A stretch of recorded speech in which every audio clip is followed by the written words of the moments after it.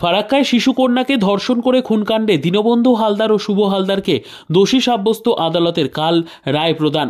দুর্গাপুজোতে দাদুর বাড়ি বেড়াতে গিয়ে বছর 9 শিশুকন্যাকে যৌন নির্যাতন করে খুনের ঘটনায় 2 অভিযুক্তকে দোষী সাব্যস্ত করল জঙ্গিপুর মহকুমা আদালত। সমস্ত সাক্ষ্য প্রদানের ভিত্তিতে আজ বৃহস্পতিবার গণধর্ষণ ও খুনের ঘটনায় ধৃত 2 অভিযুক্ত দীনবন্ধু হালদার ও শুভ হালদারকে দোষী সাব্যস্ত করা হয়।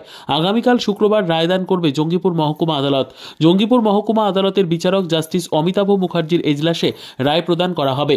উল্লেখ করা যেতে পারে, গত 13 অক্টোবর দাদুর বাড়ির সামনে খেলা করার সময় হঠাৎই নিখোঁজ হয়ে যায় বছর 9 এক নাবালিকা। প্রায় 3 ঘন্টা বাদে প্রতিবেশী মাছ ব্যবসায়ী দীনবন্ধু হালদারের বাড়ি থেকে উদ্ধার হয় তার বস্তাবন্দি মৃতদেহ।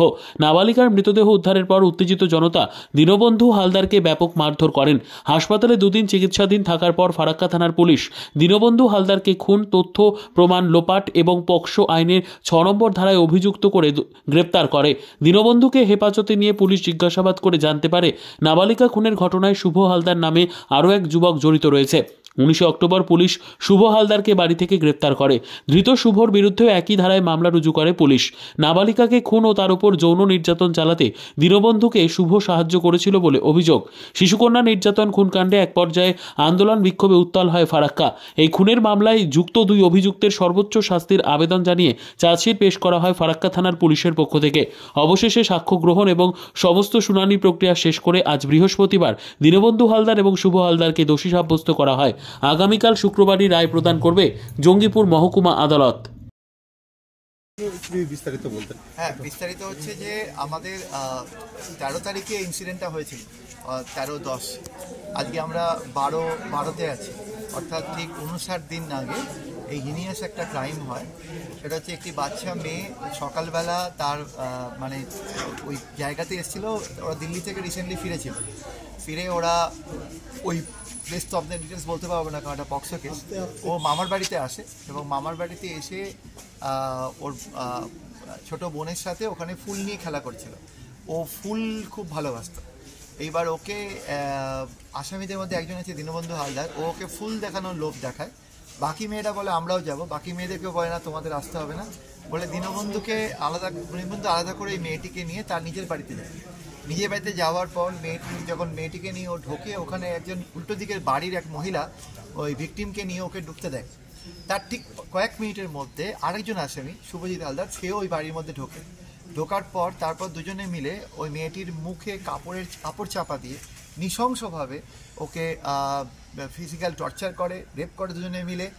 তারপর আমরা বডিতে নিউমারাস ইনজুরি পেয়েছি এবং যেহেতু চিৎকার যাতে না করতে পারে জন্য মুখে কাপড় চাপা দেওয়া হয় এবং স্মদারিং অ্যান্ড ম্যানুয়াল স্ট্র্যাঙ্গুলেশন, অর্থাৎ মুখ চেপে মারা হয়েছিল এবং গলায় চেপে মারা হয়েছিল। এবং পরবর্তীকালে ইনভেস্টিগেশনে আসামি স্বীকার করেছে যে আরেকটা জিনিস দিয়ে মার্ডার করেছিল, সেটা হচ্ছে একটা কাপড় দিয়ে, যেটা স্ট্র্যাঙ্গুলেশন বা লিগেচার বলি। তো এর বিভিন্নভাবে মার্ডারটা কনফার্ম করার পর ফের আবার এর উপরে রেপের অ্যাটেম্প করে, অর্থাৎ মৃত্যুর কে অ্যাসিওর করার পরেও এর উপরে এদের শারীরিক চরিতার্থ করে। এবং তারপর যখন ওরা দেখে যে এটা জানাজানি হয়ে যাবে দিনের বেলা, ওই জন্য ওরা কী করে, দুজনে মিলে ওরা ওই একটা হলুদ রঙের প্লাস্টিকের বস্তা ছিল যার মধ্যে ওর বডিটাকে গুটিয়ে মুড়ে রেখে ওদের ঘরের ভেতরে আলনা ছিল, আলনার নিচে বডিটাকে রেখে দেয়। এবং তারপরে ওর মা যখন ওখানে যে বাচ্চা মেয়েটি ওদের সঙ্গে খেলছিল, এই যখন বাচ্চাটাকে খুঁজে পাওয়া যায় না, তখন ওরই মাস্টারের বোন বাচ্চা মেয়েটি তখন সবাইকে বলে যে দিনু আমাদের ভিকটিম গার্লকে নিয়ে গেছে। তারপরে দিনুর বাড়িতে প্রথমবার যাওয়া হয়, দিনু অস্বীকার করে এবং বলে আমায় ডিস্টার্ব করো না, ভেতর থেকে দরজা বন্ধ করে দেয়। এবং আরেকজন যে আসামি ছিল সে বাইরে থেকে শিকলটা দিয়ে যায় এটা দেখানোর জন্য যে বাড়ির ভেতরে কেউ নেই। ওরা একসঙ্গে বসে কলপারে সিগারেটের মধ্যে গাঁজা পুড়ে খায়। ওটা ওদের কাল হয়েছে, কারণ এই সিগারেটের বাটের মধ্যে দীনবন্ধু হালদারের ডিএনএ পাওয়া যায়। এরপর পরবর্তীকালে ইনভেস্টিগেশন যখন শুরু হয়, সেকেন্ডবার যখন আসে তখনও ওর বাড়ির ঘরটার ভেতরটা অন্ধকার ছিল, ভেতরে ঢুকতে দেয়নি। থার্ডবারের বার যখন সবাই মিলে আসে তখন দরজা যখন খুব চাপড়ানো হয় তখন বাধ্য হয় দরজা খুলতে, চাবি দিয়েছিল, চাবি খোলার পর ভেতরে ঢুকে যখন আলো জ্বালানো হয় তারপর দেখা যায় যে আলনার নিচে একজন মহিলা ছিলেন। তিনি খুব খুব স্ট্রং উইটনেস আমাদের মামলায়, খুব সাহস করে উনি সাক্ষী দিতে এসেছিলেন। তিনি নিজে একজন প্রেগনেন্ট মহিলা এবং তিনি সেই অবস্থাতেই ওই হলুদ রঙের প্লাস্টিকটি উল্টে দেয় এবং সেখান থেকে ওই মেয়েটির জড়ানো দেহ বেরিয়ে আসে এবং তারপর দেখা যায় যে মুখে কাপড় গোজা অবস্থায়, এবং পোস্টমর্টমের সময় প্রচুর ইনজুরি পাওয়া গেছে। এবং ওই আমি এভিডেন্সে নিয়েছি যে ওকে যখন মারা হয় তখন ওর মাথাটা ওই মেঝের উপরে ঠুকে দেওয়া হয় বারবার করে, ওর মাথায় সিরিয়াস ইনজুরি আছে। এবং তারপরে ওর পিও থেকে যে মাটি পাওয়া যায় এবং বিভিন্ন যে সার্কামস্ট্যান্সিয়াল এভিডেন্সগুলো পাওয়া যায় সেগুলো কিন্তু আমাদের এভিডেন্সে অনেক কাজে লাগে। আমাদের এখানে ফরেন্সিক এভিডেন্সের মধ্যে ডিএনএ ম্যাচ হয়েছে একজন ভিকটিমের ডাইরেক্টলি, তার ওই পিও থেকে একটা কাপড়ের টুকরো পাওয়া যায় যেখানে ভিকটিমের এবং আসামির ডিএনএ পাওয়া যায়, মানে আসামির সিমেন্সের এবং ভিকটিমের ব্লাডের। এছাড়া প্রাইভেট পার্টের মানে ওর জামা কাপড়ের পার্ট থেকেও আমরা ব্লাড পেয়েছি। থ্রু আউট দ্য জিনিসের মধ্যে ব্লাড পাওয়া যায় এবং ডিএনএ ম্যাচিং। ফিজিক্সের এভিডেন্স ছিল যে ওই বস্তার মধ্যে পুড়ে ওইখানে ওই বডিটাকে রাখা যায়, কারণ আপনারা জানেন যে 4-5 ঘন্টা সময়, 2 থেকে 4 ঘন্টা সময় লাগে রাইগার মোটিসে। বডি তখনও ফ্লেক্সিবল ছিল, যার ফলে বডিটাকে গুটিয়ে বস্তায় পুড়ে আলনার নিচে রাখতে পেরেছিল।